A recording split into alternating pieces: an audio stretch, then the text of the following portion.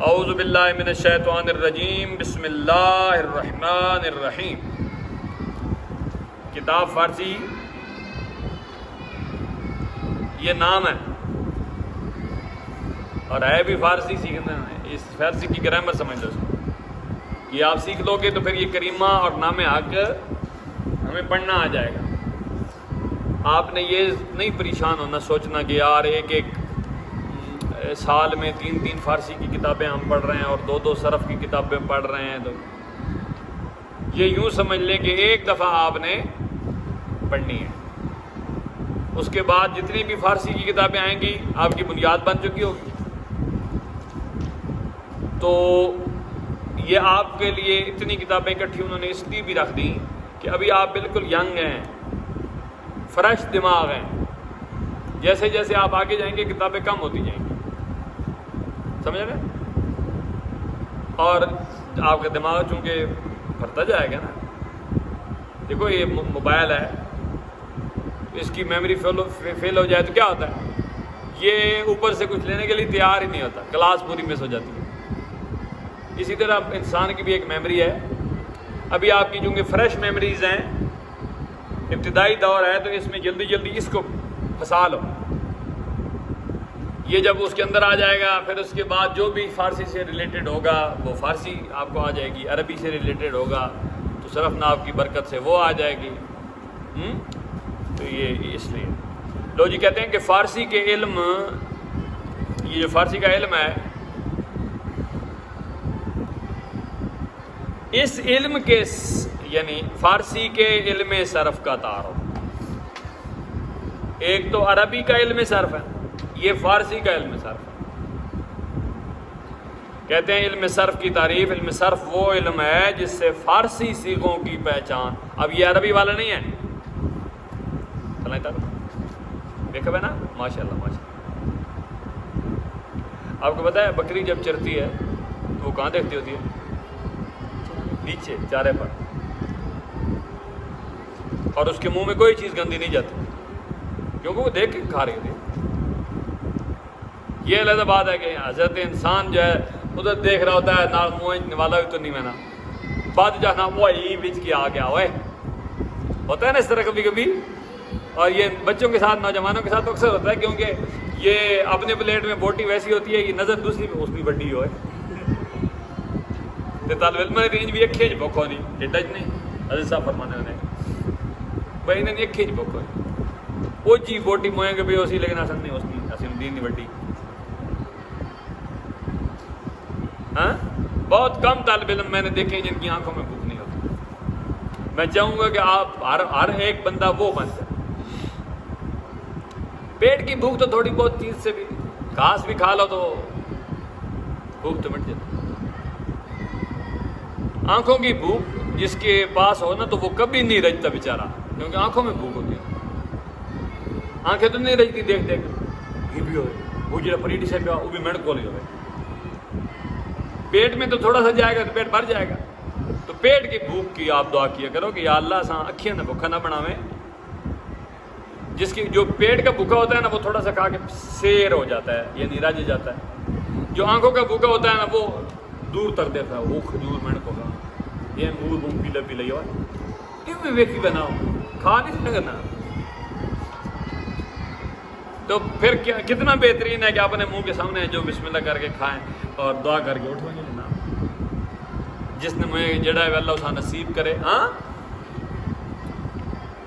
تو اس سے بھی بہت سارا بندہ مطمئن ہو جاتا ہے جب دوسرے کی طرف دیکھنا چھوڑ دیتا۔ جی آپ نے دیکھا ہوگا بہن بھائی اس پہ بہت لڑتے ہیں، تو بڑی بوٹی کی تھی ماں آلو لبا۔ ہاں اگر بچوں کے ذہن میں ماں یہ پہلے دن سے ڈال دینا کہ بیٹا آپ کے مقدر میں جو ہے وہ کوئی نہیں کھا سکتا، تو وہ نہیں لڑیں گے، ٹھیک ہے؟ آپ نے دیکھا ہوگا شادی بیاہ پہ لوگ جاتے ہیں نا، پہلے لڑ کے تو ڈال رہے ہوتے ہیں، بعد میں وہ بھرے ہوتے ہیں اور وہ پڑے رہتے ہیں، کوئی دیکھتا بھی نہیں ہے، ایسے ہی ہے، وہ ان کے مقدر میں نہیں ہوتا۔ ان کے مقدر میں جو ہوتا ہے، باہر سے ایک بندہ آتا ہے وہ آ کے اس میں سے آرام سے ڈالتا ہے، کھاتا ہے، وہ اپنا مقدر لے لیتے ہیں. بات سمجھ رہے ہو؟ اس لیے یہ علم کا بھی ایسا ہی حال ہے جی. جو جتنی طلب لے کے آتا ہے، میں یہ لے لوں. ایک ہے کہ میں عربی بھی پڑھ کے نا، فارسی بھی پڑھ کے نا، قرآن بھی پڑھ کے نا، حدیث بھی پڑھ کے نا، کہ تھلائیں تک کے ہی نہیں. اس طرح تھوڑی ہوتا ہے. ہاں اگر وہ یہ طریقہ اختیار کرے گا تو اب علم تو ہر بندہ حاصل کرنا چاہتا ہے، لیکن یاد رکھیے گا ہم ایک آٹے کا توڑا لاتے ہیں، اگر ہماری خواہش ہو بھی نا کہ یہ سارا آج کھا جائیں تو نہیں کھا سکتے. روز 2 روٹیاں 4 روٹیاں پڑتی ہیں، کھاتے کھاتے مہینہ گزار جاتا ہے. اسی طریقے سے یہ جو علم ہے یہ بھی آپ اس کو یوں مثال سمجھ لیں. روز تھوڑا تھوڑا کھائیں گے نہ پیٹ خراب ہوگا. زیادہ روٹی کھا لو گے نا ہو سکتا ہے وہ آپ کو مار دے، ہضم جو نہیں ہوگی، باہر بھی نہیں نکلے گی، الٹی بھی نہیں آئے گی، تو ایٹ دا اینڈ ڈیتھ ہو جائے گی. تو اسی لیے ہم تھوڑا سا کھاتے ہیں، بعد میں اگر کوئی کہے بھی کہ اور کھاؤ نا جی، نہیں جی بس میں کھا رہا ہوں، بس رج گیا جی، اس طرح تھا. تو یہ بھی اسی طرح علم، اگر ایک ہی دن سارا حاصل کرنے کی کوشش کرو گے تو ہو سکتا ہے آپ دوسرے دن متنفر ہو جاؤ، یار بس تھک تھوڑ گیا میں. تھوڑا تھوڑا تھوڑا تھوڑا تھوڑا تھوڑا یہ پھر ایک دریا بن جائے گا، پھر دریا سمندر بن جائے گا، پھر سمندر جو ہے وہ قبر میں چلا جائے گا. ہاں علم اٹھا لیا جائے گا قیامت کی نشانیوں میں سے ایک نشانی، یعنی عالم اٹھا لیے جائیں گے، جنگلی دھتورے رہ جائیں گے. علم والے چل بسے، جنگلی دھتورے رہ گئے، چلے آسان رہ گئے. علم والے قبر میں جا کے آرام کریں گے اور ادھر جاہل اپنے جی. تو علم صرف کی تعریف کس میں؟ فارسی کے علم صرف کی. کہتا ہے علم صرف وہ علم ہے جس سے فارسی صیغوں کی پہچان، ایک کلمے سے دوسرا کلمہ بنانے اور صیغوں کو گرداننے کا طریقہ. گرداننے یعنی بار بار دہرانا، پڑھنے کا. علم صرف کا موضوع، علم صرف میں چونکہ صیغوں کے آلات سے بحث کی جاتی ہے لہذا اس علم کا موضوع صیغہ ہے. علم صرف کا فائدہ، اس علم کی مدد سے ہمیں فارسی صیغوں کی پہچان صحیح طور پر حاصل ہوتی ہے. نیز ہم صیغوں کو گرداننے اور ایک کلمے سے دوسرا کلمہ بنانے میں غلطی لگنے سے محفوظ رہ سکتے ہیں. کلمہ کی تقسیم جی صرفی. کلمہ کی تقسیم صرفی کے لحاظ سے 3 قسمیں ہیں: مصدر، مشتق اور جامد. یہ ہم پڑھ چکے ہیں ادھر اور ادھر آج پڑھنے لگے. ٹھیک ہے، ادھر کیا تھی؟ ادھر بھی کلمہ کی تقسیم میں یہ تھے کہ اسم کے جو ہے نا اس کی 3 قسمیں. تو کلمہ کی تقسیم میں پہلا جو ہے وہ مصدر ہے. کیا ہے؟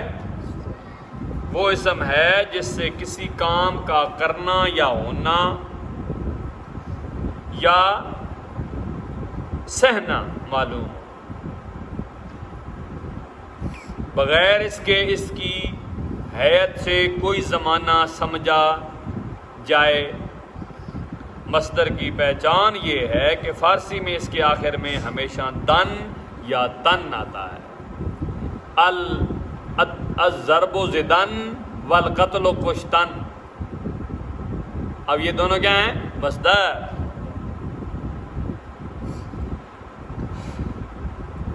اور اس کے اردو ترجمہ کے آخر میں نا ہوتا ہے. آنا، کھانا، پینا، اٹھنا، بیٹھنا، سونا، جاگنا وغیرہ وغیرہ. آنا، جانا. آمدن بولیے، جانا. رفتن، آمدن آنا، رفتن جانا وغیرہ. خیال رہے کہ مصدر کے لفظی معنی میں جائے صدور نکلنے کی جگہ. جائے صدور کس کو کہتے ہیں؟ جہاں سے کوئی چیز نکلتی ہے. چونکہ مصدر سے بہت سے کلمے اسم اور فعل نکلتے ہیں اس لیے اسے مصدر کہتے ہیں۔ مصدر کو مصدر کہنے کی وجہ سمجھ گئے ہو، کیونکہ اس سے بہت سارے کلمے نکلتے ہیں تو اس وجہ سے اسم فعل۔ مشتق، مشتق وہ اسم ہے یا فعل ہے جو مصدر سے بنایا جائے، جیسے آمدن سے آئندہ۔ اب آپ کو پتہ چل گیا نا ایک بات نہیں کہ آمدن مصدر سے آئندہ بنا ہے۔ حسین الدین کہتا ہے آئندہ کے بعد میں اس طرح نہیں کروں گا، یہ جملہ ٹھیک ہے؟ اچھا بولنا یار، ہاں ماشاء اللہ علم کا بوانا ہے میں جی۔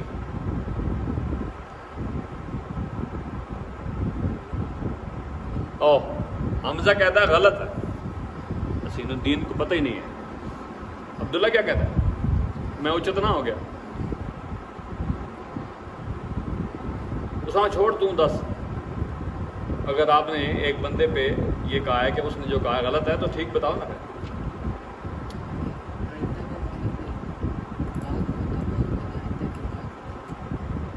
آئندہ کا مطلب بعد میں ہوتا ہے؟ واہ، یہ نیا نکالا آپ نے، کون سی لغت سے؟ ہاں جی عبداللہ شاہ، عبداللہ تنولی، کوئی نہیں فرق، اس ٹھیک بولا جملہ۔ آپ کیا کہتے ہو بھائی محمد حبیب الرحمان؟ آئندہ کا معنی کیا ہے؟ آنے والا، آنے والا وقت۔ یہ کہتا ہے آئندہ کے بعد میں اس طرح نہیں کروں گا، کہ مطلب تھوڑا تو صحیح جملہ بولو درست ابھی۔ آئندہ میں اس طرح نہیں کروں گا، آنے والے وقت میں اس طرح، آئندہ تو بعد جڑا آنے والا وقت ہے اس تو بعد تو کی کرنا چاہنا ہے۔ اب سمجھ آ گئی بات؟ اکثر لوگ اس طرح کہتے ہیں آئندہ کے بعد اس طرح نہیں ہوگا سر، کہنا کیا چاہیے؟ آئندہ اس طرح نہیں ہوگا۔ آئندہ کا مطلب کیا ہے؟ آنے والا وقت۔ تو یہ کہتا ہے آئندہ کے بعد جڑا آنے والا وقت ہے نا اس میں کرے سا، اس تو بعد جڑا آیا ویکھی ویسی بات میں نہ کروں۔ اچھا جی، آئندہ میں اس طرح نہیں کروں گا، آئندہ میں زیادہ کھانا نہیں کھاؤں گا، آئندہ میں زیادہ سوؤں گا نہیں۔ اچھا جی، آئندہ آنے والا، اور آمد وہ آیا۔ آمد کیا ہے جی؟ اب یہ آمد اور آئندہ کہاں سے نکلے ہیں؟ آمدن سے۔ اور آمدن کیا ہے؟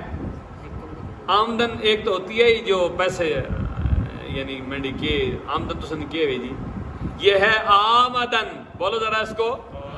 ہاں، وہ بھی آمدن ہی ہوتی ہے، لیکن آپ نے مہربانی کر کے وہ آمدن نہیں لے لینی، ٹھیک ہے؟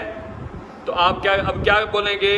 آئندہ بھی آمدن سے نکلا ہے اور آمد بھی اسی سے نکلا ہے، آمدن سے۔ تو آئندہ کا مطلب آنے والا، اور آمد وہ آیا۔ آئندہ کیا بن گیا جی؟ اور آمد کیا بن گیا؟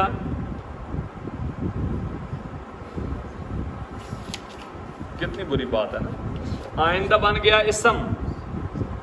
بھائی مصدر سے دو ہی تو چیزیں بنتی ہیں، یا اسم بنتے ہیں یا فعل، تو آمد فعل ہے۔